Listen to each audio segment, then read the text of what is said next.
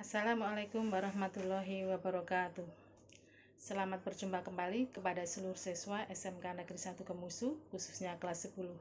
Karena memang pembelajaran pada kesempatan ini kita akan membahas materi kelas 10.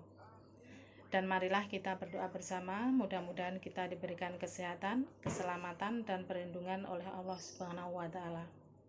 Baiklah, pada pertemuan sekarang kita akan membahas materi kelas 10 tentang unsur pembangun karya sastra. Unsur pembangun karya sastra dibagi menjadi dua.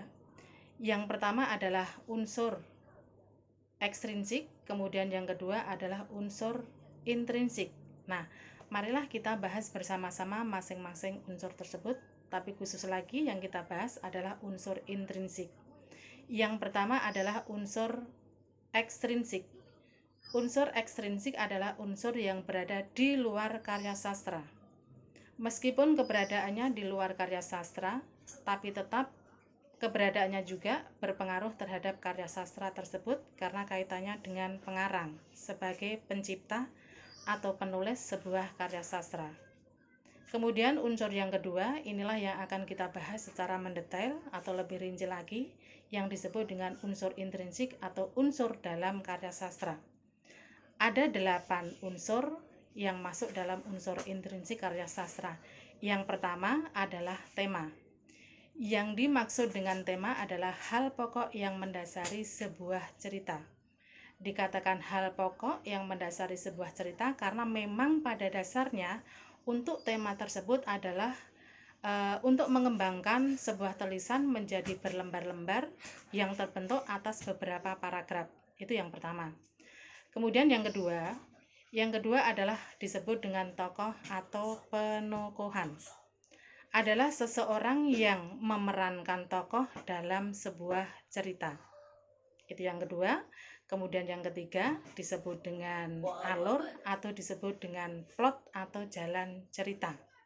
Dibagi menjadi 3. Yang pertama adalah alur maju, kemudian yang kedua adalah ada alur mundur, kemudian yang ketiga ada alur campuran. Itu yang ketiga. Kemudian dilanjutkan dengan unsur yang keempat disebut dengan latar.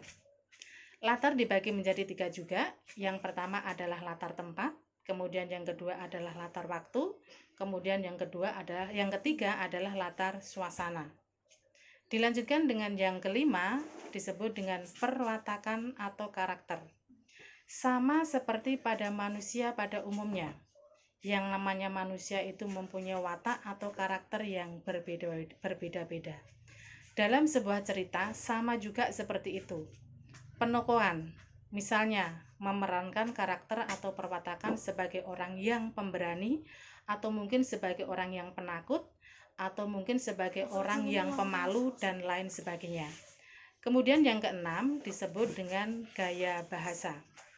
Gaya bahasa ini adalah pandai-pandainya seorang penulis dalam memilih sebuah bahasa yang dimasukkan dalam kalimat-kalimat dalam cerita tersebut. Intinya adalah sebagai pemanis dalam sebuah cerita, sehingga cerita itu menimbulkan kesan tersendiri atau corak tersendiri bagi seorang pembaca. Itu yang keenam. Dilanjutkan yang ketujuh adalah yang disebut dengan sudut pandang. Sudut pandang adalah di manakah seorang pengarang menempatkan diri dalam sebuah cerita tersebut. Bisa sebagai orang pertama pelaku utama, bisa sebagai orang ketiga pelaku sampingan, dan juga bisa juga sebagai orang ketiga sebagai pengamat. Itu yang ketujuh. Kemudian yang terakhir adalah yang kedelapan disebut dengan amanat atau juga disebut dengan pesan.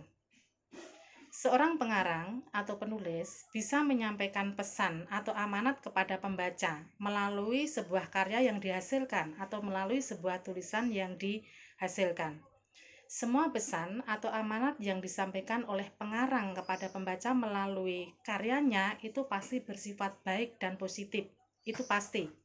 Karena intinya yang namanya sebuah karya sastra itu sedikit banyak diharapkan dapat mengubah pola pikir pembaca yang semula mungkin pola pikirnya masih sempit atau mungkin pola pikirnya masih jauh dari peradaban sekarang, akhirnya berubah menjadi lebih baik atau mungkin lebih maju dan modern lagi.